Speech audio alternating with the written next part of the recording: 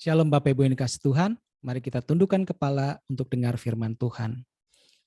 Bapa, kami mengucap syukur pada hari ini Engkau mempertemukan kami, bukan karena suatu kebetulan, tetapi karena maksud Tuhan, agar kami boleh mendengar firman-Mu Tuhan pada hari ini. Dan kami mohon kuasa-Mu Roh Kudus bekerja di tengah-tengah kami, agar melembutkan hati dan pikiran kami, membukanya ya Tuhan, agar firman-Mu dapat masuk dalam hidup kami dan menguasai hidup kami, agar kami berakar, bertumbuh, berbuah di dalam Engkau Tuhan Yesus Kristus. Terima kasih Bapa, kami bersyukur dalam nama Yesus Kristus. Setiap kita yang siap dengar firman Tuhan sama-sama katakan amin. Puji nama Tuhan. Shalom Bapak Ibu yang dikasih Tuhan. Apa kabarnya? Puji Tuhan. Kita semua berharap dalam keadaan yang baik dan sehat. Amin. Namun terkadang situasi dan kondisi tidak selalu bekerja atau terjadi sesuai dengan harapan kita. Betul. Kita meyakini bahwa kita orang baik. Ya. Kita tidak pernah berbuat jahat. Yes. Tetapi kenapa hal-hal buruk terjadi di dalam hidup kita? Kita sudah berdoa kepada Tuhan puluhan kali, tetapi keadaan tidak pernah berubah. Mungkin Bapak Ibu Saudara-saudari bertanya-tanya hari ini mengenai hal-hal di dalam hidup kita. Puji Tuhan, bukan suatu kebetulan ya kita bergabung dalam ibadah pada hari ini. Karena Tuhan sedang memberikan pemahaman kepada kita semua. Mari buka hati kita, pikiran kita untuk setiap kebenaran firman Tuhan. Yesus Kristus telah memberikan firman-Nya untuk menerangi setiap langkah kita. Sehingga kita dapat memahami apa yang menjadi maksud Tuhan di dalam hidup kita ini. Oleh sebab itu hari ini saya mau menyampaikan khotbah dengan judul Iman yang Memindahkan Gunung atau The Faith Moves Mountain. Saya akan berbicara tentang iman yang berdampak begitu besar yang diajarkan Yesus melalui Nats Matius 17 ayat 14 sampai 21. Oleh sebab itu, saya mau membacakan firman Tuhan ini. Bapak Ibu bisa memperhatikannya di layar. Ketika Yesus dan murid-muridnya kembali kepada orang banyak itu, datanglah seorang mendapatkan Yesus dan menyembah. Katanya, "Tuhan, kasihanilah anakku. Ia sakit ayan dan sangat menderita. Ia sering jatuh ke dalam api dan juga sering ke dalam air. Aku sudah membawanya kepada murid-murid-Mu, tetapi mereka tidak dapat menyembuhkannya." Maka kata Yesus, "Hai kamu angkatan yang tidak percaya dan yang sesat, berapa lama lagi aku harus tinggal di antara kamu? Berapa lama lagi aku harus sabar terhadap kamu? Bawalah anak itu kemari." Dengan keras Yesus menegur dia, lalu keluarlah setan itu daripadanya. Dan anak itu pun sembuh seketika itu juga. Kemudian murid-murid Yesus datang dan ketika mereka sendirian dengan dia, bertanyalah mereka, "Mengapa kami tidak dapat mengusir setan itu?" Ia berkata kepada mereka, "Karena kamu kurang percaya, sebab aku berkata kepadamu, sesungguhnya sekiranya kamu mempunyai iman sebesar biji sesawi saja, kamu dapat berkata kepada gunung ini, 'Pindah dari tempat ini ke sana,' maka gunung ini akan pindah, dan takkan ada yang mustahil bagimu. Jenis ini tidak dapat diusir, kecuali dengan berdoa dan berpuasa." Bapak Ibu yang dikasih Tuhan, kisah ini dilatar belakangi dengan pelayanan kesembuhan Yesus di daerah Galilea.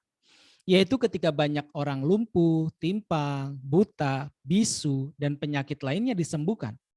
Yesus juga mengadakan mujizat, yaitu memberi makan 4.000 orang yang diceritakan dalam Matius pasal 4:15. Dan juga peristiwa transfigurasi Yesus di atas gunung yang tinggi di Galilea.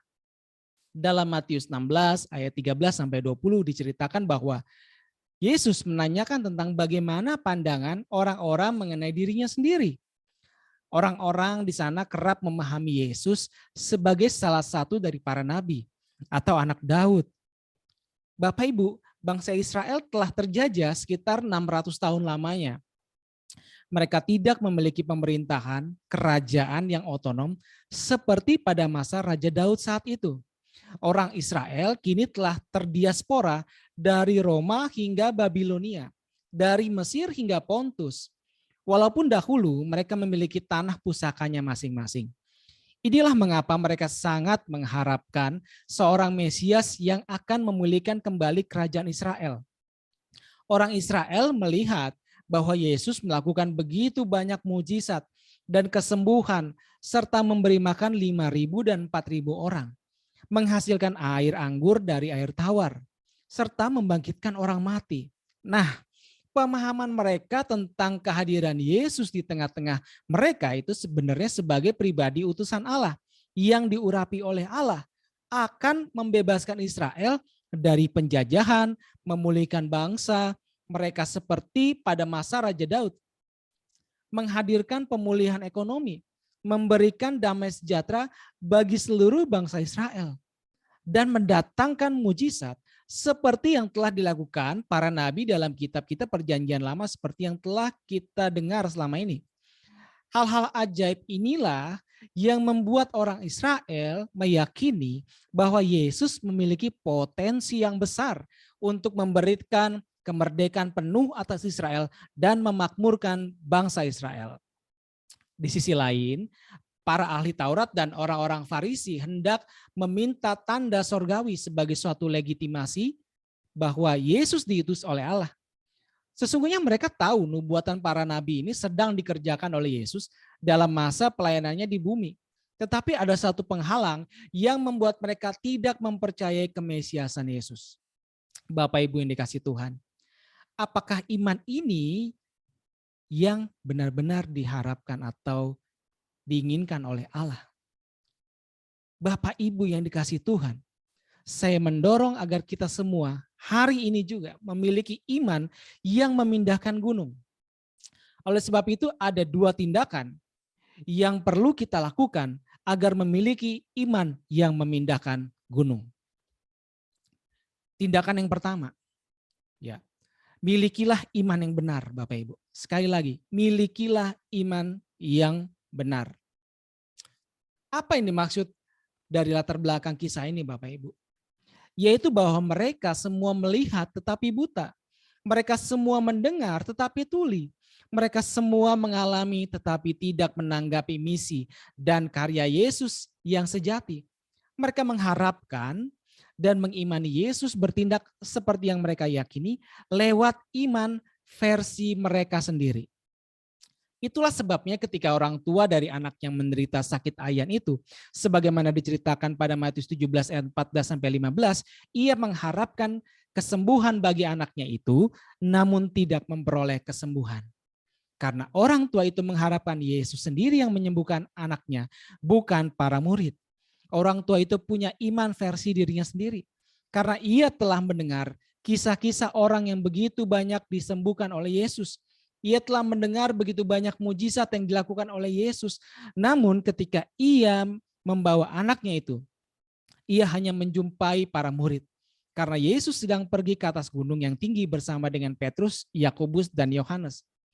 Namun sekembalinya Yesus dengan 3 murid itu dari gunung dan berjumpa dengan orang tua itu, di situ dikatakan apa? Yesus berkata, "Hai kamu angkatan yang tidak percaya dan yang sesat, berapa lama lagi aku harus tinggal di antara kamu? Berapa lama lagi aku harus sabar terhadap kamu? Bawalah anak itu kemari." Nah, Bapak Ibu yang dikasih Tuhan, dalam bahasa Yunani, kata tidak percaya yaitu apistos, Bapak Ibu, yang berarti tidak beriman. Dan kata yang sesat yaitu diastremene. Berarti mereka yang secara aktif menyimpang dari apa yang dianggap benar, apa yang dianggap pantas, apa yang dianggap baik secara moral. Di sini Yesus mengatakan bahwa angkatan atau generasi saat itu tidak memiliki iman yang sejati serta sesat. Mereka tidak memahami bahwa maksud misi Allah yaitu mengutus anaknya ke dunia untuk mati bagi orang-orang berdosa, agar oleh kematiannya di atas kayu salib dan bangkit dari antara orang mati, maka manusia ditebus dan dibebaskan dari maut. Dosa manusia diampuni, manusia disucikan dan dibenarkan di hadapan Allah Bapa, sehingga terjadi suatu pemulihan rohani secara luar biasa yang berdampak bukan hanya di bumi ini, tetapi juga berdampak menuju kepada kekekalan. Kemudian orang-orang yang telah dibenarkan itu secara aktif melakukan apa yang menjadi segala yang diperintahkan oleh Allah. Bila kita di sini melihat bahwa adanya suatu gap pemahaman iman antara mereka dan Yesus terlihat sangat jauh sekali, bukan? Inilah sebabnya Yesus mengatakan bahwa mereka tidak percaya dan sesat. Mereka memakai iman versi mereka sendiri. Meskipun demikian, Yesus tetap mengusir roh jahat dan menyembuhkan anak itu demi suatu misi pekabaran Injil untuk memberitakan kabar kesukaan bahwa kerajaan Allah sudah datang. Bapak Ibu yang dikasihi Tuhan, seperti halnya orang tua tersebut, ia memiliki keyakinan bahwa cara anakku disembuhkan harus dengan cara begini atau begitu. Demikian juga kita sering memakai cara pandang kita dan keyakinan kita sendiri terhadap cara-cara Allah dalam bekerja menolong hidup kita, memberikan kesembuhan, memberikan jalan keluar, menolong pergumulan hidup kita, bukan? Kita perlu merenungkan pemahaman kita. Apakah iman kita seperti orang tua tersebut? Apakah kita hendak mengatur Tuhan untuk melakukan ini dan itu dengan cara yang begini, dengan cara yang begitu? Saya suka menyaksikan video streaming dari Romo Eko Wahyu. Dan di dalam video itu saya tertarik dengan satu quote yang dia ucapkan, yaitu doa bukanlah tindakan kita untuk mengubah hati Allah, tetapi doa adalah cara Tuhan untuk mengubah hati kita. Jadi Bapak Ibu, iman yang benar adalah iman yang meyakini bahwa keselamatan hanya melalui karya salib Kristus. Dan di dalam menghidupi iman ini, kita membiarkan Allah yang berkuasa mengendalikan hidup kita, sehingga kita secara aktif melakukan kehendak Allah. Apakah hal meletakkan keinginan pribadi di bawah kehendak Allah itu mudah? Tentu saja kita semua tahu bahwa jawabannya adalah tidak mudah. Bagaimana kita dapat membedakan mana yang menjadi kehendak Allah dan kehendak pribadi kita? Bagaimana bisa menghadapi suatu situasi yang dilematis saat itu? Kita bisa menentukan mana yang menjadi kehendak Allah, mana yang menjadi kehendak pribadi kita. Bagaimana bila kita tidak dapat mendengar suara Allah di dalam hati kita atau bahkan secara audible? Oleh sebab itu saya mendorong setiap kita untuk melakukan tindakan yang kedua, Bapak Ibu, untuk memiliki iman yang memindahkan gunung. Tindakan yang kedua adalah milikilah iman yang aktif. Sekali lagi, milikilah iman yang aktif. Dalam nats yang lain pada Markus 9 ayat 14 sampai 29, di situ menceritakan kisah yang sama Bapak Ibu. Pada ayat 22b dikatakan, sebab itu jika engkau dapat berbuat sesuatu, tolonglah kami dan kasihanilah kami. Dari perkataan orang tua ini terlihat ada sesuatu yang tidak benar terjadi. Ia mengatakan jika engkau dapat. Ia telah mendengar begitu banyak perbuatan mujizat dan kesembuhan yang ajaib yang telah dilakukan oleh Yesus. Tetapi justru ketika berbicara langsung dengan Yesus, ia tidak memiliki iman. Ia membawa pergumulan kesehatan anaknya itu dengan keraguan-raguan kepada Yesus. Kemudian di ayat selanjutnya, Bapak Ibu, Yesus langsung menjawab dengan pertanyaan. Katamu, jika engkau dapat, tidak ada yang mustahil bagi orang yang percaya. Nah, Bapak Ibu, yang menarik di sini dalam bahasa aslinya tertulis toeidune. Kata toeidune ini merupakan suatu respon keras dari Yesus ketika orang tua itu meragukan kekuasaan Yesus. Dan ungkapan Yesus ini memerintahkan orang tua itu untuk memiliki iman yang aktif atas permohonannya itu. Untuk mendapatkan blessing Allah, ya, kita sebagai orang berdosa harus memiliki iman yang aktif dan tidak boleh ada atau tidak ada seorang pun yang dapat memperoleh blessing atau berkat Tuhan tanpa iman. Kemudian orang tua itu benar-benar tertegur oleh perkataan Yesus yang keras itu. Oleh sebab itu, dia langsung keraksas Bapak Ibu. Ya, keraksas atau cry out atau menangis dengan berteriak lalu berkata, "Aku percaya. Tolonglah aku yang tidak percaya ini." Hal ini menunjukkan imannya mulai aktif Bapak Ibu. Dan dia mengakui dengan lantang mengenai keraguan-raguannya akan kekuasaan Yesus. Bapak Ibu saudara-saudari yang dikasihi Tuhan. Dari kisah orang tua ini, kita perlu mengambil pelajaran penting. Kita sering mendengar bahwa melihat orang-orang lain di luar sana mengalami kesembuhan, orang-orang lain di luar sana mengalami mujizat, mengalami pertolongan yang luar biasa di dalam hidup mereka, bahkan doa-doa mereka terjawab. Tetapi ketika kita sendiri yang berdoa kepada Tuhan, kita kerap meragukan kuasa Tuhan. Ketika kita mengalami pergumulan atau masalah kita bergumam dalam hati kita, oh Tuhan, kalau Tuhan bisa, Tuhan bikinlah mujizat. Kalau Tuhan bisa, ya udah terjadi aja deh Tuhan. Tapi kalau Tuhan nggak bisa, ya Tuhan tolong saya gitu. Kita kerap mungkin di dalam hati kita berdoa atau berkata kepada Tuhan yang demikian. Nah Bapak Ibu, doa yang demikian adalah sikap berdoa dengan iman yang tidak aktif. Selanjutnya di dalam Matius 17 ayat 20, para murid disebut sebagai orang yang kurang percaya. Dalam bahasa aslinya, oligopistian. Berarti iman yang memiliki kualitas yang buruk.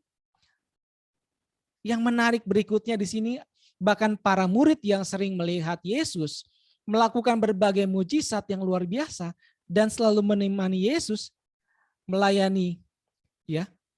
Mereka tidak memiliki kualitas iman yang baik. Atau mereka memiliki kualitas iman yang buruk. Bagaimana dengan kita Bapak Ibu? Sudah berapa lama kita menjadi Kristen? Apakah iman kita juga sama seperti para murid saat itu?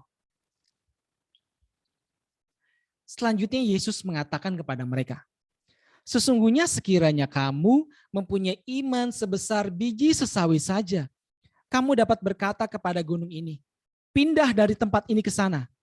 Maka gunung ini akan pindah dan takkan ada yang mustahil bagimu. Bapak Ibu yang dikasihi Tuhan, Yesus mengatakan iman sebesar biji sesawi bukan untuk mengukur besar kecilnya iman kita. Tetapi ia hendak mengatakan seberapa aktif iman kita sehingga dapat memindahkan gunung.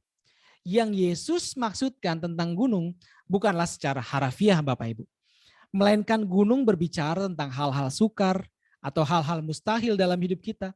Termasuk juga berbicara tentang kelemahan rohani, moral, fisik, kesehatan kita. Termasuk juga kesulitan, rintangan, pergumulan dalam keluarga kita, dalam pekerjaan kita, wirausaha bisnis kita. Segala sesuatu yang menurut kita sulit dan mustahil Bapak Ibu. Yesus tidak berkata kepada kita agar Allah memindahkan gunung itu. Perhatikan, tidak. Tetapi Yesus berkata kepada kita agar kita sendiri yang memindahkan gunung itu Bapak Ibu. Dan juga Yesus tidak menyuruh kita untuk melenyapkan gunung itu. Tetapi Yesus berkata kepada kita agar kita memindahkan gunung itu. Agar kita sendiri yang memindahkan gunung itu. Apa yang dimaksud oleh Yesus Bapak Ibu? Maksudnya adalah iman kita yang aktif bekerja sama dengan tindakan aktif kita. Bila kita memiliki iman yang benar serta aktif, maka kita dapat memindahkan gunung itu. Artinya tindakan kita adalah fight, berjuang terhadap gunung di hidup kita. Kita bekerja keras atas gunung hidup itu. Dan di tengah-tengah segala tindakan aktif kita itu, kita tetap beriman. Ada Tuhan yang menyertai, ada Tuhan yang menghibur, ada Tuhan yang menguatkan, ada Tuhan yang mengingatkan, ada Tuhan yang membuka jalan, ada persekutuan yang aktif antara kita dan Tuhan. Sehingga pada akhirnya gunung itu pindah Bapak Ibu. Di sini Yesus sedang melatih iman para murid, yaitu kita semua pada hari ini agar iman kita aktif bertumbuh di dalam persekutuan dengan Tuhan Bapak Ibu. Bapak Ibu yang dikasihi Tuhan, ketika kita berdoa dengan iman yang aktif, milikilah 3 karakter doa ini. Yaitu yang pertama Bapak Ibu, berdoa sesuai dengan kebenaran firman Tuhan. Apa maksudnya? Maksudnya adalah kita harus bergaul karib dengan firman Tuhan. Dengan cara rajin membaca Alkitab, merenungkan firman Tuhan dan setia melakukan firman Tuhan dengan pertolongan Allah Roh Kudus. Dengan demikian firman Tuhan akan hidup di dalam kehidupan kita. Sehingga ia akan menuntun kita untuk berdoa seturut dengan kehendak Allah. Iman yang aktif membutuhkan pergaulan yang aktif dengan Allah. Ada tertulis dalam Roma 10 ayat 17. Jadi iman timbul dari pendengaran dan pendengaran oleh firman Kristus. Karakter berdoa yang ketiga. Berdoa dengan penuh keyakinan ya bahwa Allah Maha Kuasa. Apa maksudnya? Maksudnya adalah ketika kita berdoa, milikilah sikap kagum akan Tuhan. Renungkanlah kemahakuasaan Allah yang tiada terbatas itu. Renungkanlah anugerahnya yang begitu besar, menghapus segala dosa kita. Ketika kita berdoa, renungkanlah segala kebaikan dan pertolongan Tuhan yang telah terjadi di dalam hidup kita. Bayangkanlah semuanya itu dalam renungan saudara dan imanilah. Katakan kepada Allah yang sedang engkau hadapi di dalam doamu. Tuhan, engkau hebat. Tuhan, engkau maha kuasa. Engkau luar biasa, kekuatanmu, kekuasaanmu tiada tertandingi. Aku mengagumi engkau, ya Tuhanku. Lalu ucapkanlah permohonan doamu yang seturut dengan firman Tuhan. Ucapkan dengan penuh keyakinan. Maka doamu akan terjawab sesuai dengan imanmu yang aktif itu. Karakter doa yang ketiga, berdoalah dan berpuasalah. Dalam Matius 17 ayat 21, kita dianjurkan untuk berdoa dan berpuasa. Bangunlah kebiasaan berpuasa, bukan karena suatu kewajiban, tetapi di dalam doa puasa kita itu, kita berusaha melemahkan keegoisan kita, merelakan firman Allah mengoreksi setiap dosa kita, kesalahan, kelemahan kita. Nah, dengan demikian kita akan membiarkan kuasa Allah semakin menguasai setiap aspek kehidupan kita, dan kita semakin bergaul karib dengan Allah. Bapak Ibu, saya ingin memberikan satu ilustrasi.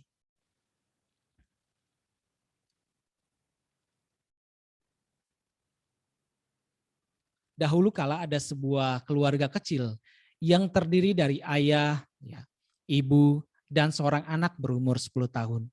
Mereka adalah keluarga yang sederhana, Bapak Ibu, dan tinggal di bawah kaki gunung. Jono bekerja keras berburu babi hutan, rusa, atau binatang hutan lainnya untuk memastikan selalu ada bahan makanan bagi keluarganya. Sementara Yanti sibuk membersihkan rumah dan halaman, serta berkebun. Bahkan memasak pun ia lakukan agar keluarga ini selalu tercukupi kebutuhan jasmani mereka. Doni yang masih kanak-kanak selalu asik dengan permainannya. Namun terkadang turut membantu orang tuanya memberikan makanan untuk ayam dan bebek mereka, domba mereka. Walaupun mereka hidup sederhana, namun kebutuhan hidup mereka tercukupi.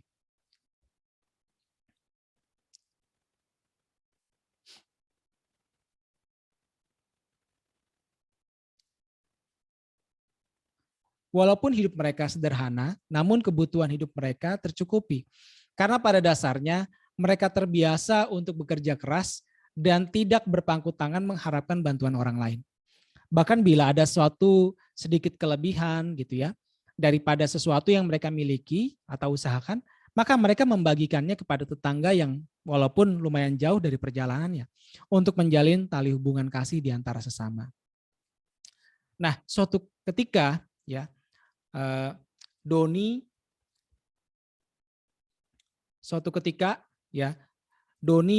mengejar anak rusa yang berlari begitu lincah ya masuk ke dalam hutan.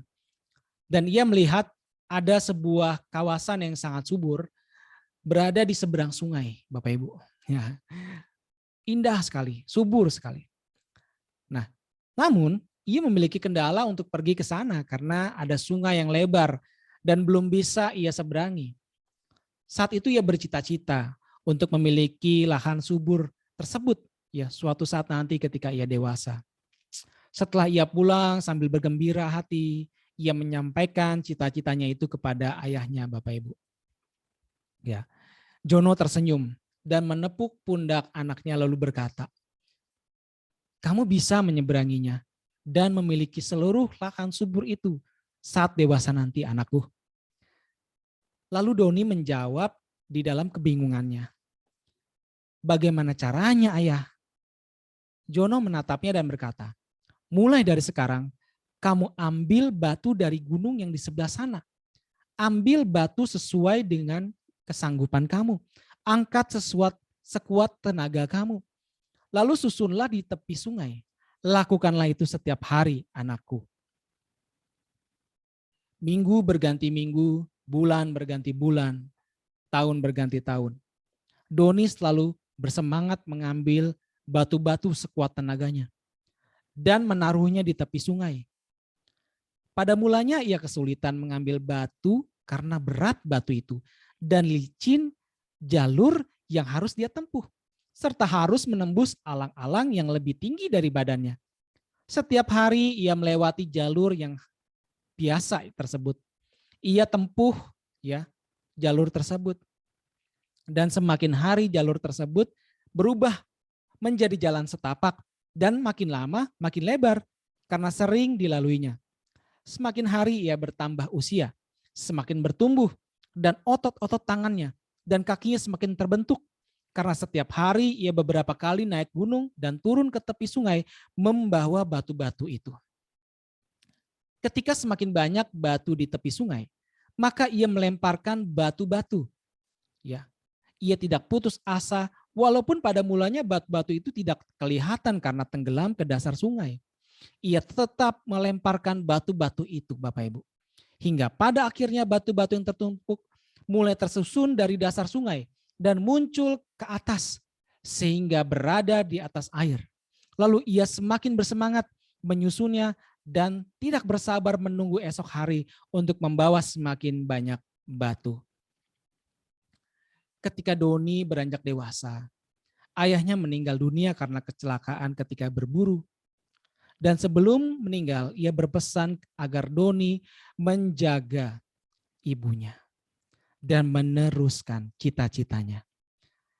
Karena lingkungan sekitarnya mulai kurang subur dan binatang di hutan bermigrasi ke area seberang sungai yang masih subur. Ketika ayah Doni tiada, ia menggantikan tugas ayahnya yang harus berburu dan mulai menggantikan tugas ibunya yang mulai tua dan tidak cekatan lagi seperti dahulu. Beberapa tugas ia kerjakan dengan sungguh-sungguh, namun ia masih teringat akan cita-citanya itu. Ia bekerja keras setiap hari dan melanjutkan pekerjaan membangun jembatan batu tersebut agar ia dan ibunya dapat pindah ke seberang. Dengan kerja keras dan penuh semangat, akhirnya ia berhasil membangun jembatan batu yang kokoh dan lebar, serta dapat dilalui oleh orang-orang dan hewan ternak meskipun air sungai mengalir deras. Bapak Ibu yang dikasihi Tuhan, akhirnya ia berhasil memindahkan batu-batu dari gunung ke sungai, membuat jembatan-jembatan, ya, membuat jembatan dan membuka lahan di area subur itu. Ia berhasil mengubah kemustahilan dengan kerja keras. Dan ia berhasil melakukan itu semua dengan ketekunan, dengan keyakinan terhadap nasihat ya ayahnya tersebut. Demikianlah Bapak Ibu, ya, ilustrasi ini bagi iman kita. Tuhan berkata bahwa kitalah yang harus memerintahkan gunung itu agar pindah, maka gunung itu akan pindah. Iman kita yang benar selalu bersinergi dengan tindakan kita yang aktif, maka pergumulan, rintangan, kelemahan, atau apapun itu gunung hidup kita pasti akan pindah pada waktunya. Sesuai dengan waktunya Tuhan. Tuhan biasa ya, atau Tuhan bisa menggunakan pergumulan hidup kita. Ya, Tuhan bisa mengubah pergumulan hidup kita menjadi kekuatan kita. Menjadi peluang terobosan untuk mendewasakan kita, untuk meningkatkan kapasitas rohani kita, untuk memperluas jangkauan kita, untuk menjadi berkat bagi sesama. Ada amin Bapak Ibu? Puji Tuhan. Bapak Ibu saudara-saudara yang dikasihi Tuhan. Bila Tuhan menegur kita tentang keraguan kita, tentang iman kita yang mati, bertobatlah Bapak Ibu. Luangkanlah waktu, masuklah ke kamar untuk kita bertobat. Menangislah dan berserulah kepada Tuhan untuk menolong ketidakpercayaan kita. Hari ini juga, Jangan lagi menunda waktu yang ada. Ingatlah, agar kita dapat memindahkan gunung hidup kita, ada 2 langkah yang harus kita lakukan. Yang pertama, milikilah iman yang benar. Iman yang benar adalah iman yang meyakini bahwa keselamatan hanya melalui karya salib Kristus. Dan di dalam menghidupi iman kita ini, kita membiarkan Allah yang berkuasa mengendalikan hidup kita. Sehingga kita secara aktif melakukan kehendak Allah. Tindakan yang kedua, milikilah iman yang aktif. Iman yang aktif tidak memiliki sedikit pun keraguan kepada kemahakuasaan Allah. Ia yakin meminta kepada Allah. Iman yang aktif bekerja sama dengan tindakan yang aktif. Iman yang aktif membuat kita aktif bertumbuh di dalam persekutuan dengan Tuhan. Berdoa dengan iman yang aktif memiliki 3 karakter doa, yaitu berdoa sesuai dengan kebenaran firman Tuhan, berdoa dengan penuh keyakinan bahwa Allah Maha Kuasa, melatih kebiasaan berdoa dan berpuasa. Amin buat kebenaran firman Tuhan pada hari ini. Berbahagialah orang yang mendengar firman Tuhan, merenungkannya, dan melakukannya dengan setia siang dan malam. Mari kita tundukkan kepala kita berdoa untuk firman Tuhan hari ini. Bapa di surga, kami mengucap syukur untuk hari ini Tuhan Yesus. Engkau telah berbicara di tengah-tengah kami melalui firman-Mu ya Tuhan. Kami mohon pertolongan-Mu ya Roh Kudus, agar kami dapat melakukan, ya, memiliki iman yang benar, memiliki iman yang aktif. Kami mohon pertolongan-Mu Roh Kudus, sebab kami tidak mampu dengan kekuatan kami sendiri.